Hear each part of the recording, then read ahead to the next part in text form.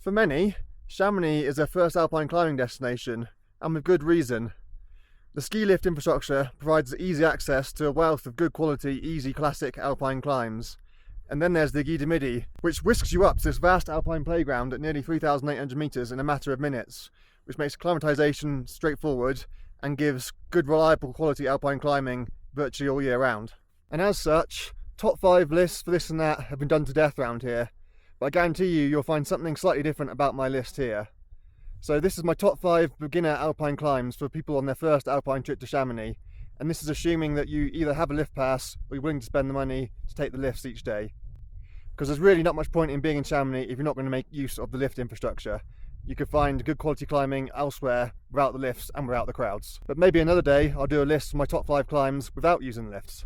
Now, I haven't limited this list to a particular grade bracket, but by default all these routes come in at around about AD. Some plus, some minus, some are only PD depending on the conditions, but yeah, generally speaking all these routes you'll see in this list will be around about AD, which is a good grade to be aiming for your first alpine trip. I'm not ranking these routes in any particular order as such, but first on my list is a route which will be on virtually everybody's top 5 list who comes to Chamonix at any grade, and that is the Cosmique Arete, or Arete des Cosmiques. It is probably the most well-travelled climb in the Alps and is absolutely a modern classic. It is also a bit of a victim of its own success, but despite the crowds, it is well worth doing for every first-time alpinist. The route starts and finishes up there somewhere on the Aiguille, and as such, it does involve walking down the Midi Arete at the start of the day, so it's perhaps not best as your very first alpine route unless you've got some experience doing some Scottish winter climbing and you're comfortable cramponing and using ice axes on steep exposed aretes.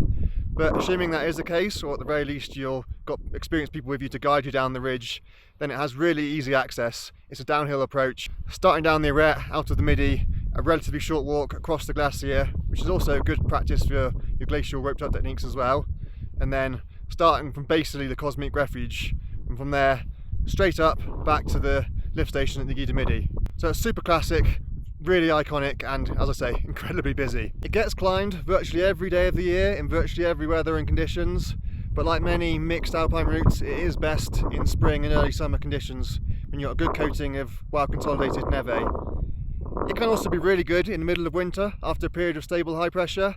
Probably the most enjoyable time I've had on the ridge itself was on New Year's Day a few years ago. After 2 or 3 weeks of stable weather, temperature was about -5, so it felt almost like summer. Really good consolidated snow the whole way along, and the best thing was there was no crowds. Of course, the approach is slightly more difficult in winter. You may well be post-holing up to your knees if there's no well-trodden track, but it's so popular that even after a few days of stable weather, somebody's going to put a boot track in, so there will be some track across the Col du Midi to get to the start. The climb itself should only take 1 to 2 hours if you don't get stuck behind anybody at any of the choke points, but you will get stuck behind people, especially in summer, so you do need to allow a little bit more time than that. But in my opinion, the best way to do it is to combine it with either the Point National Traverse or the Arete Lawrence first. Indeed, a reasonably quick and fit party can do all 3 in one go comfortably.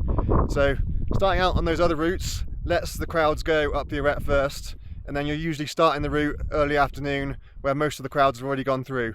You will catch them up by the time you get to the crux, almost certainly, but that does mean you generally speaking have more of a free roam on the route.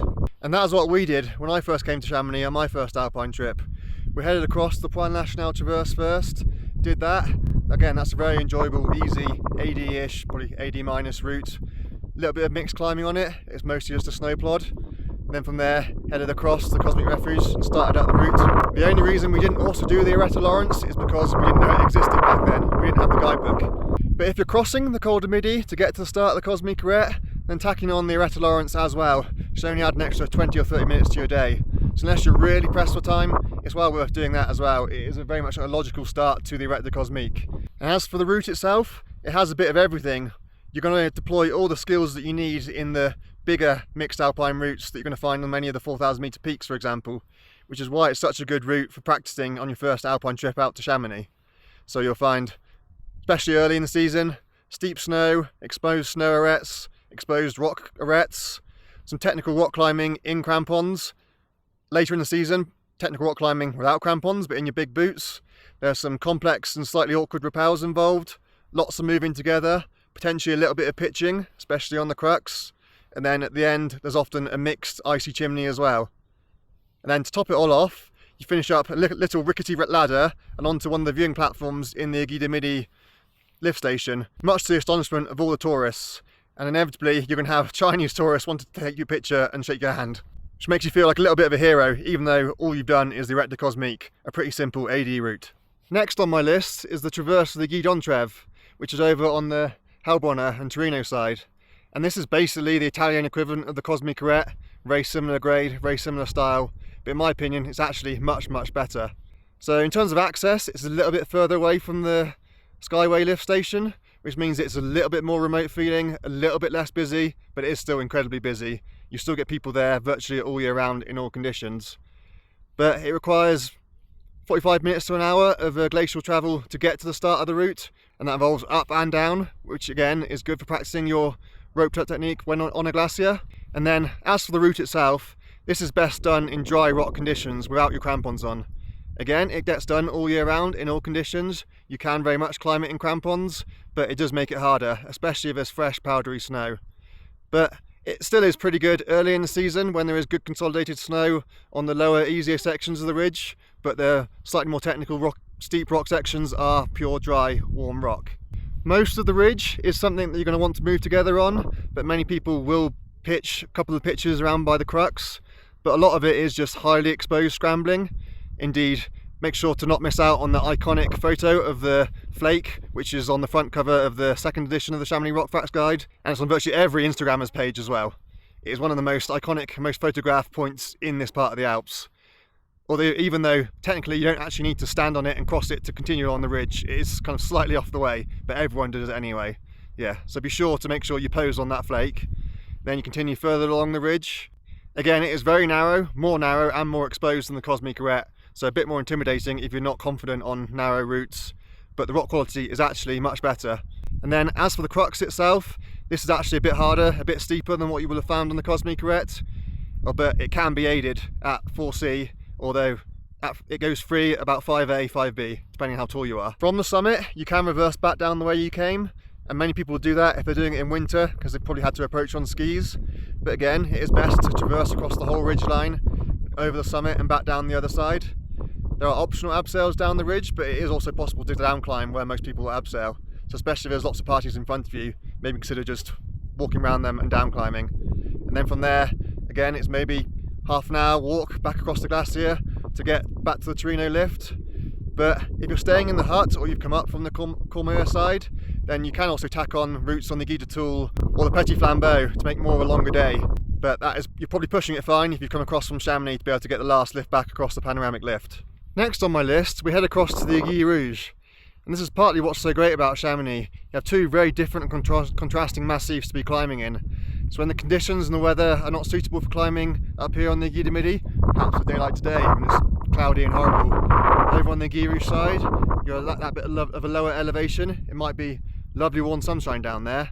Equally on the flip side, some days you'll be in the fog and the cloud on the Aiguille Rouge, whereas you'll be above the cloud up here on the Aiguille Midi. So yeah, it's great to have both those options. So as I say, for the next on my list, I've chosen a route over there, which will almost certainly not be on anybody else's list.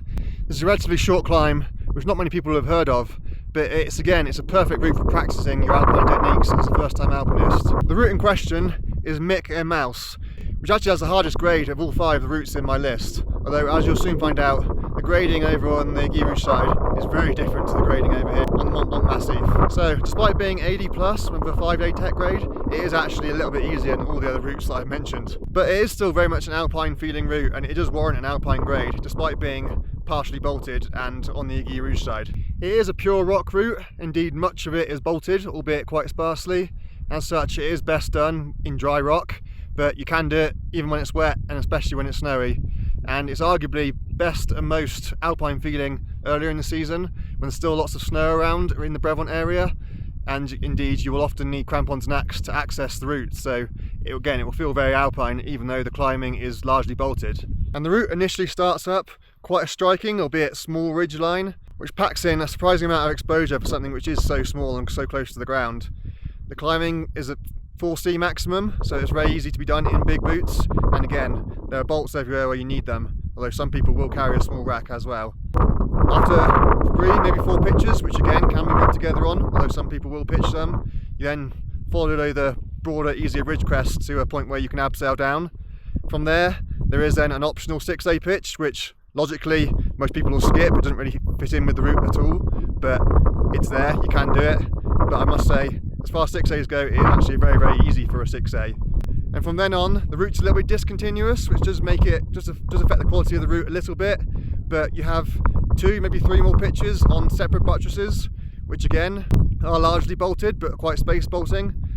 And in theory, one of them, the crux pitch, has a 5A move, but I'll be honest, I've soloed it in big boots. I'm not sure where the 5A bit was, but yeah, most people will pitch these second and third towers, but you could move together on them as well if you wanted to. But the beauty of the route and why it's on my list is the ease of access. It's a relatively short downhill approach from the top of the Brevant gondola, and again a relatively short, albeit uphill, walk back up to the gondola. And despite being bolted, it very much feels like an alpine climb. Again, you're practicing many of the techniques you're going to need in the higher mountains. Moving together, technical rock pitches earlier in the season, traversing on some snow, rappelling, route finding. Yes, there are bolts, but they're quite spaced, so it's not always as obvious as you might think. So yeah, it is a great place to practice.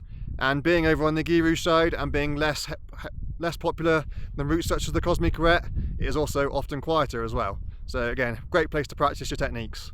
Fourth on my list, I've chosen another route over in the Aiguille Rouge, but this time on the Flagère sector. And I've chosen the southeast arete of the Index. Now this is much more well known, much more popular, much more heralded. This is a route which I like to find on other people's lists as well. So again, this is super easy access via the Flagère lift and the Index chair lift, and you can't fail to miss it. It's right there in front of you from the top of the Index chair, and it follows the very iconic, very obvious left-hand skyline ridge up the Index itself. This is a route which again goes at AD with the crux of 4C, and the crux is right at the start of the route as well, so you can very, very quickly find out whether it's in your grade or not, and it's very easy to back off and just walk off if you don't like it and you're not having a good day. But again, like many routes in the Alps, as you'll soon find out, you can also cheat through the crux. There is a well-placed peg which you can pull on and stand on to get through the crux, and making it much easier. And from then on, you won't find anything harder than about 3C. So it's well worth persevering and continuing up, even if you're feeling like you are a little bit pushed. Being a short route with very easy access, it's great for a short day hit. Maybe you've only got an afternoon, maybe you've only got a couple of hours. You can very quickly and easily get up and down it and back to safety. Indeed, if you do want to make a full day of it, you can easily combine it with 1 or even 2 of the many bolted, relatively easy mountain sport routes up there, such as Nez Rouge or Mani Peluti, for example, on the adjacent buttress. Indeed, there are bolted routes on the Index itself, so you can climb one of those, come back down, and then go up the southeast arete. So yeah, there's many options to make a much bigger full day of it. The route does get climbed in winter when people have accessed it on skis from the ski lifts, but again, it is best done as a pure rock route in summer when it's nice, dry, warm rock. You have a much more relaxing, enjoyable time in the summer when it's dry. But yeah, people do climb it in mixed conditions in the winter when it will be a little bit harder. But in the summer, it is never a mixed route. It is always a pure rock route, albeit one that has very much a mountaineering feel on a true summit. Last on my list, I've chosen the Table Arete or Table Couloir on the Aiguille de Tours. Now, of all the routes on this list, these are the ones with the most true alpine feel, the most adventurous, the most remote. You can still use the lifts to get up part of the way to these, using the gondola and chairlift up at La Tour, but even from the top of the chair, whilst you have gained a lot of height from there, it's still quite a long walk to reach the Albert Premier hut. Or indeed, if you're approaching from the mid-station, it's even more height gain, but more a direct route. Equally, many people will also approach from the valley bottom as well, and take the very steep, rough path directly up to the moraine to the hut. So yeah, this is a route which, while some people do it in a day if they're incredibly fast, it's not a day route. It is overnight at the very least. Some people spend 2 or more nights up there as well. So this is a proper remote alpine feeding route, the kind of thing that you'll find on all the big peaks around. So even though the climbing itself, whether you're taking the couloir or the arete, is still relatively speaking fairly short, it is a full day, a big adventure. You're starting your day somewhere at or near the Albert Premier hut at 2,700 metres, and then you're summiting at around about 3,400 metres, and it is a long journey across steep, sometimes complex glacier, although relatively speaking a friendly glacier. Again, it's very beginner friendly, a great place to learn the ropes as it were, but yeah, you are still on glacial terrain for a lot of the distance you're travelling, so you need to be switched on, you need to know what you're doing, and many people go up there to practice and to learn for that reason. As for the route itself, again, both routes you start up the couloir, then depending on conditions You continue all the way up to the couloir at the top if you want, around about PD+, which is just a steep snow plod. But when the snow is completely gone, you do not want to be doing that at all. The Table Arete is arguably the more famous route of the two. Even though much of the climbing is shared between both routes, the iconic table itself is obviously just on the Table Arete, and that's what many people go up there for. So the Arete goes at AD again, and the crux is 5A, but again, like many of these routes, you can aid through the crux. You can just pull on some conveniently placed tat, which makes it more like 4B, 4C. And again, this is a route which is best done on dry rock, but you can do it in virtually any conditions, any weather. Of course, the crux is going to feel harder if the rock is wet or snowy, but the route will be done in crampons for a good chunk of the summer, early part of the summer, and it'll be done with boots for later on in the season as well. It's never worth taking rock shoes up there. It's always a big boot route, but yeah, it is easiest when you're not climbing it in crampons. And then after the iconic table, you rejoin the ridge crest at pretty much the same point as the top of the couloir, and from then on in, it's relatively straightforward but highly exposed and quite complex scrambling through very, very narrow pinnacles, which is again perfect place to practice your roped up scrambling technique, threading the rope in and out of the pinnacles, protecting yourself just simply by running the rope over rocks and round and through the boulders, etc. So again, it is a great place to practice the kind of techniques which you're going to need on many of the bigger alpine routes, where you're not going to be pitching, not going to be placing gear, but you are going to be moving together roped up. And then as for the descent, it is relatively straightforward. But then again, it's quite a long walk all the way back down, and a long walk back down to the valley if you're walking all the way down as well. So it is a full-on big day.